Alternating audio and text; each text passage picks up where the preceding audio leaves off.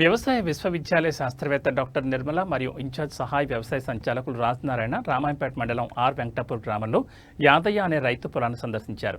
వరి పంట సాగుపై రైతులకు అవగాహన కల్పించడమే ఈ పర్యటన ఉద్దేశం. వరి పంట చిరుపొట్ట దశలో ఉన్నప్పుడు చీడిపేడల నుంచి రక్షణ కల్పించడానికి కార్ట్ ఆఫ్ హైడ్రోక్లోరైడ్ 400 గ్రాములు మరియు కార్బండిజం మాంకోచెప్ కలిగిన తెగులు మందును పిచికారీ చేయాలని డాక్టర్ నిర్మల రైతులకు సూచించారు. ఇది కాండం తొలిచే పురుగు మరియు అగ్గి తెగులను నివారించడంలో సహాయపడుతుందని తెలిపారు. వరి చిరుపొట్ట దశ నుండి గింజ పాలు పోసుకునే దశలో ఉన్నప్పుడు మోతాదుకు మించి యూరియా వాడకూడదని రాజనారాయణ రైతులకు సూచించారు. అధిక యూరియా వాడకం వల్ల చీడపీడలు ఎక్కువగా సోకి పంట దిగుబడిపై ప్రభావం చూపుతుందని ఆయన హెచ్చరించారు.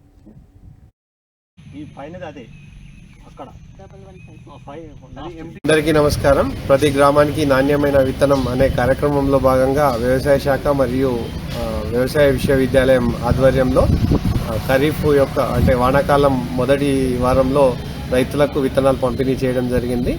రామాయంపేట మండల వ్యాప్తంగా 33 మంది రైతులకు ప్రతి గ్రామానికి 2 రైతులకు చొప్పున MTU 10 రకం అనే రకాన్ని అందజేయడం జరిగింది. ఈ విత్తనం వ్యవసాయ విశ్వవిద్యాలయం శాస్త్రవేత్తల పర్యవేక్షణలో రూపొందించడం జరిగింది.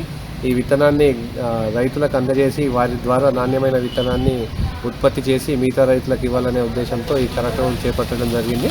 అందులో భాగంగా ఈరోజు రామాయంపేట మండలం ఆర్ వెంకటాపూర్ గ్రామంలో సందర్శించి పంట యొక్క పనితీరును గమనించడం జరిగింది.